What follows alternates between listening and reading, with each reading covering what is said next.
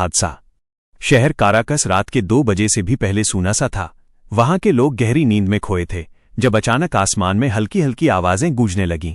ये कोई आम तूफान नहीं था, बल्कि एक बड़ा ऐतिहासिक पल, एक ऐसी रात जिसे बाद में दुनिया हमेशा याद रखेगी। वेनेजुएला के राष्ट्रपति एस मादुरो अपने घर में आराम कर रहे थे। वो उस रात कुछ भी नहीं जानते थे कि कुछ ही समय बाद उनकी दुनिया पूरी तरह बदलने वाली है। वेनेजुएला, संकट और उलझन। वेनेजुएला सालों से अनेक समस्याओं से जूझ रहा था। आर्थिक संकट, राजनीतिक संघर्ष, सामाजिक अस्थिरता। देश के भीतर और बाहर दोनों तरफ से इस पर कड़ी निगाहें रखी जा रही थीं। ऐसे में अंतर्राष्ट्रीय तनावों के बीच अमेरिका ने एक साहसिक और विवादास्पद कदम उठाया। अमेरिका के राष्ट्रपति ने ऑपरेशन एब्सोल्यूट रिजॉल्व नामक एक सैन्य अभियान को मंजूरी दी। इसका लक्ष्य था वेनेजुएला के राष्ट्रपति एस मादुरो और उनकी पत्नी सिलिया फ्लोरेस को पकड़ना। न केवल पकड़ना, बल्कि उन्हें संयुक्त राज्य अमेरिका ले जाना ताकि उन्हें वहां के कानून के तहत ट्रायल किया जा सके। योजना, महीनों का इंतजाम। ये रात अचानक नहीं आई, इसके पीछे महीनों की तैयारी, गुप्त जानकारी, योजना और रणनीति थी। अमेरिकी सेना और CIA ने मिलकर मादुरो की आदतों, सुरक्षा व्यवस्था, घर के नक्शे सभी का अध्ययन किया। उन्होंने मादुरो के घर के एक कॉपी नक्शे की तरह प्रैक्टिस मॉडल भी बनाया ताकि कोई गलती न हो। अमेरिका ने 150 से अधिक लड़ाकू विमान, हेलीकॉप्टर, जहाज, जासूसी उपकरण और खुफिया जानकारी का उपयोग किया। कुछ रात पहले तक भारी धमाकों की आवाजें, रडार गतिविधियां और सतही जहाज युद्ध क्षेत्र में दिखाई देने लगे थे। सब कुछ रणनीति के हिसाब से चल रहा था। ऑपरेशन की शुरुआत। जैसे ही रात 2 बजने लगी, असमंजस की स्थिति में चारों ओर हलचल बढ़ी। अमेरिकी विमान, हेलीकॉप्टर और रक्षा बलों ने आते ही वेनेजुएला के एयर डिफेंस सिस्टम को निष्क्रिय कर दिया ताकि वे किसी भी तरह की प्रतिक्रिया न दे सकें।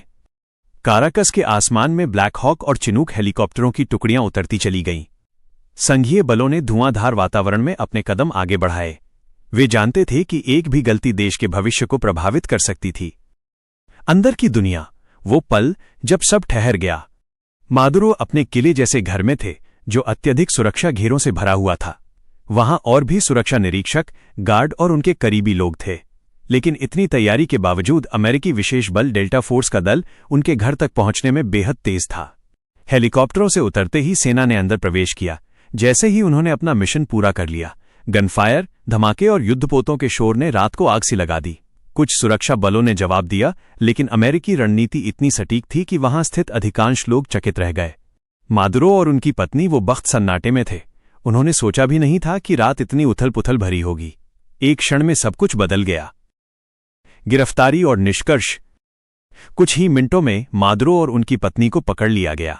वे राजद्रोह और नार्को टेररिज्म के मामलों में अमेरिका द्वारा लगाए गए आरोपों के तहत न्यायिक कार्यवाही के लिए अमेरिका ले जाया जा रहा था। वेनेजुएला के भीतर मिश्रित प्रतिक्रियाएं थीं। कुछ लोग इस कदम को अंतर्राष्ट्रीय हस्तक्षेप और असंवैधानिक मान रहे थे, जबकि कुछ इसे राष्ट्र के भीतर के भ्रष्ट तंत्र से निपटने का तरीका कह रहे थे। उन रातों की घटनाएं दुनिया भर में चर्चा का विषय बन गईं। अमेरिका के सैन्य अभियान को लेकर अंतर्राष्ट्रीय स्तर पर सवाल खड़े हुए। क्या ये न्याय है या फिर शक्ति का प्रयोग?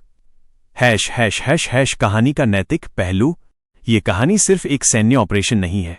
ये आधुनिक जियोपॉलिटिक्स, शक्ति संतुलन, राजनीति, मानवाधिकार और न्याय की मुख्य बातें भी है। हर देश को अपनी आज़ादी, सुरक्षा और निर्णय लेने का अधिकार होता है, तभी लोकतंत्र की रक्षा हो सकती है। इस रात का अंत सिर्फ